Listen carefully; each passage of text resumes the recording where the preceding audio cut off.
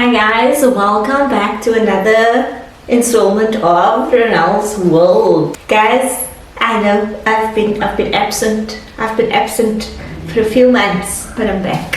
Hopefully I'm back permanently this time. Since my pickled fish video that I uploaded about 3 years ago gained so much traction, I thought let me do an updated version. Because a lot have happened in the last 3 years. As you guys can see, the background has changed a bit. It's not the same outdated brown kitchen that I was in the last time. So a lot has changed, and I'm gonna have to tweak the recipe this time because there's one ingredient that I don't have, so I'm gonna have to improvise. But this is Easter 2024, and this is how I make my pickled fish, guys. I've been waiting for this. I'm not a fan of fish, so I don't eat a lot of fish throughout the year. But when it comes to Easter, then I've been craving pickled fish since last week. It's a few days before Easter. This is the perfect time to make it because you want your pickled fish to sit and to marinate in the sauce, and then it's at its best. If you can't, of course you can do it the night before, but the longer it sits, the better it will taste. So guys, without further ado, let's start with our pickled fish for 2024. I've unpacked all of the ingredients that I'm going to use for my pickled fish. It's all on the counter over here. I think I've got everything. So I've got my flour, my sunflower oil for frying, sugar, my onions over here, brown spirit vinegar. I will be giving you guys the measurements as when I'm doing the recipe. This is my corn flour. This is my apricot jam that I've got. And I've got my spices here in front. I'm gonna add a little bit of chili in, not a lot. I like a little bit of kick in my curry. Of course, your roasted masala, which is also a curry powder. This is what the box looks like. I always use the pack of one. Then your turmeric, your black pepper. This is also something new that I'm adding on, which is my curry powder. Coriander. Another tweak, because I'm supposed to use coriander seeds and I don't have coriander seeds. I wasn't in the mood to go to the shop. I bought these things online, the things that I didn't have, I bought online. And unfortunately, they didn't have the coriander seeds in stock. So I'm going to have to substitute it with coriander powder. Hopefully it will have the same effect. I don't know. I'm going to have to try it out this time. Black peppercorns, bay leaves. This is to spice my fish. I completely forgot to buy any sort of fish spice.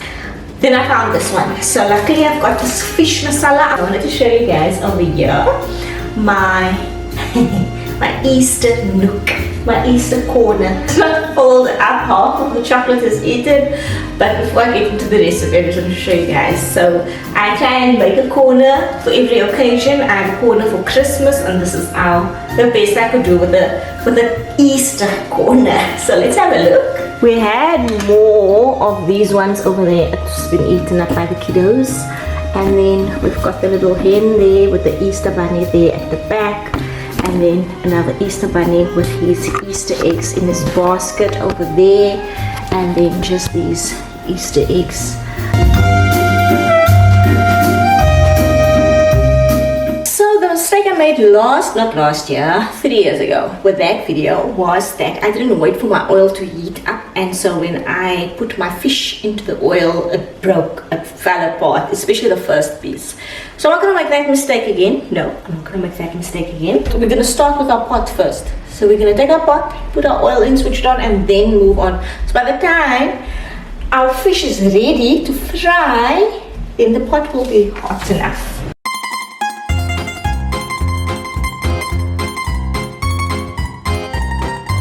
We're going to use this pan.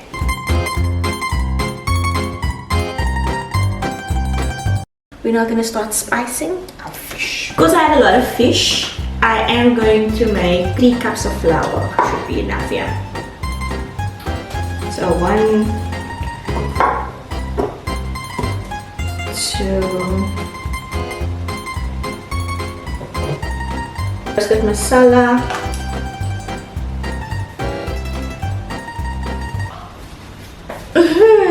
Guys, I threw in turmeric instead of, but it's fine because it's gonna get yellow anyway. I threw in turmeric instead now of the actual roasted masala, I put in turmeric, guys. Actual roasted masala,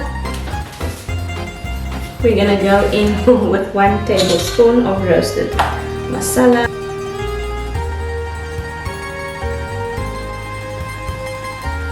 Black pepper. We're going in with a tablespoon of cayenne pepper, a tablespoon of fish masala, just a little bit of salt.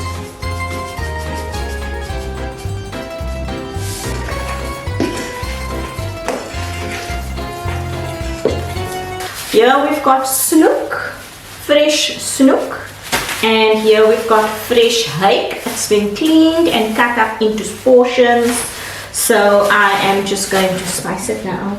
Hey guys, my pan is ready, so I'm gonna have to run through this. I'm just going to spice my fish with salt and pepper. The rest of the spice is already in the flour.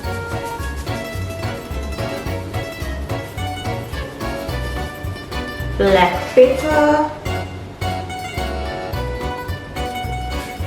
Okay, I'm going to turn it around so that I can spice the other side. Dunk my fish into my flour.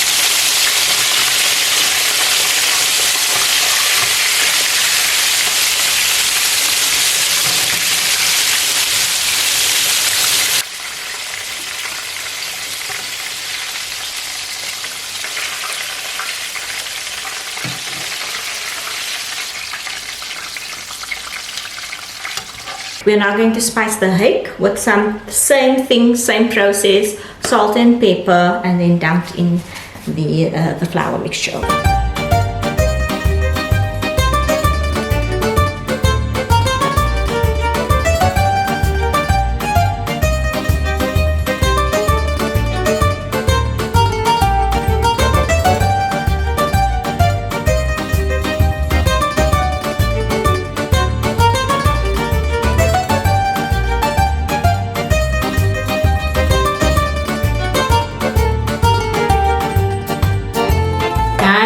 I'm done frying all of my fish. I've done my hake, I've done my snoek, and I'm so lust to eat that snoek. I'm lust for that snoek on a piece of bread. You know, when you put your butter on and the snoek is still hot and it melts the butter. You eat it on a piece of, and now we don't have bread. We don't have bread. I asked my partner to buy some bread now because I won't be able to hold up, so I'm not gonna pickle all of them. I'm gonna leave a few and just have it, just fish it. I can't wait for that bread to come. So now we're gonna start with the sauce. We're gonna start with the sauce, and I'm gonna make it slightly different because someone suggested, or someone said that they fry their onions with the spices. So I don't do it that way because I like my onions to be a little bit more crunchy, and I feel if you fry it and then boil it, it's not gonna be crunchy. So what I am going to do is I'm gonna use that method, because I've also read that if you fry your spices, then it brings out more of the flavor of the spices. So I'm gonna fry my spices in onions, but when I do add my vinegar to the pot, I am going to add more onions. And so that's the method that I'm gonna use now for the sauce.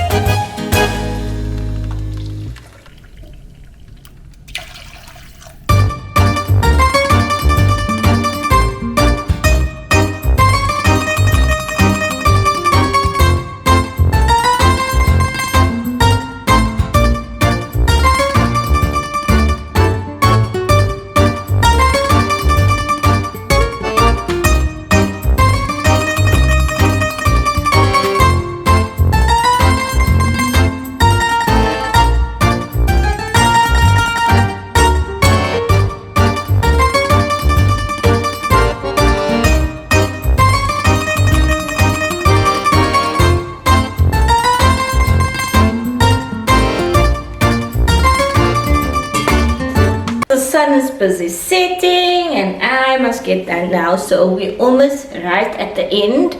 My sauce is busy simmering. I've added in my onions. So I'm going to leave that in for another 5 minutes and then it should be done. Because again, like I said, I don't want my onions to be overcooked. I don't want it to be soft. I still want that crunch when I bite into it.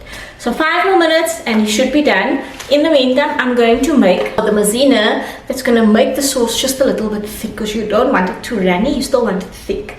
So I'm going to do that, put it in, let it simmer for another 2 minutes and then we should be done.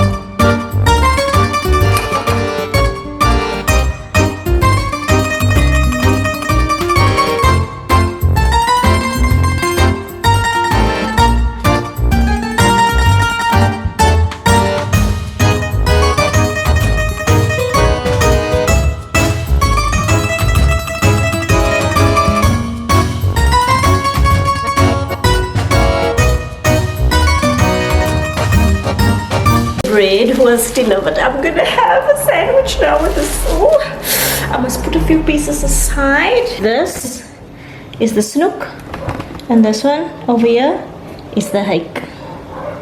No, it's the other way around. Hake, snoek.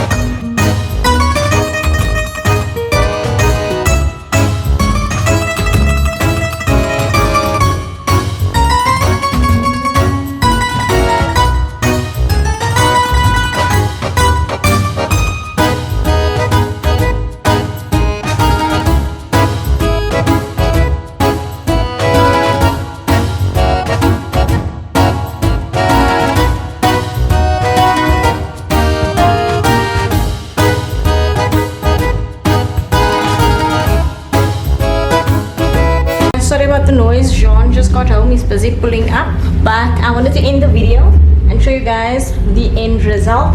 So this is my pickled fish, it's just in these dishes over here, and then this fish is just normal fish that I fried that I'm gonna have just with bread.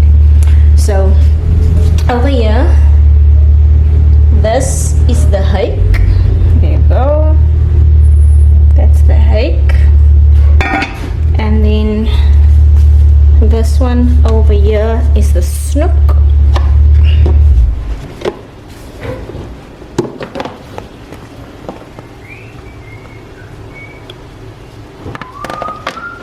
And I cannot wait to indulge in them. I haven't done a taste test yet. I'm gonna do it just now. I was just busy cleaning up the kitchen, so at least the kitchen is clean. But yeah, that's the end of that video, guys. I hope you guys enjoyed this year's pickled fish and how I made it. Like I said, I just switched things up a little bit, but the basic recipe remains the same. That is it from my side. Thank you guys for watching. Thank you for staying tuned. If you haven't already, give the video a thumbs up and comment down below and let me know if you've tried the recipe and what you think of it. But until next time, goodbye. Until next year, Easter, goodbye. God bless. Bye-bye.